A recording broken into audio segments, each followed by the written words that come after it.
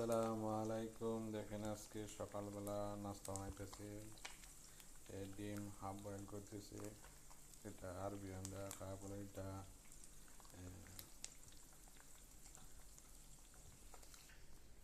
দেখেন সকালবেলা নাস্তার জন্য রেডি করছি। এখানে মধু, গেমার, লেবনা, জাটার, জৈতুন, জীবন। দেখেন ডিমের উপরে ব্ল্যাক পেপার দিয়ে নিছি।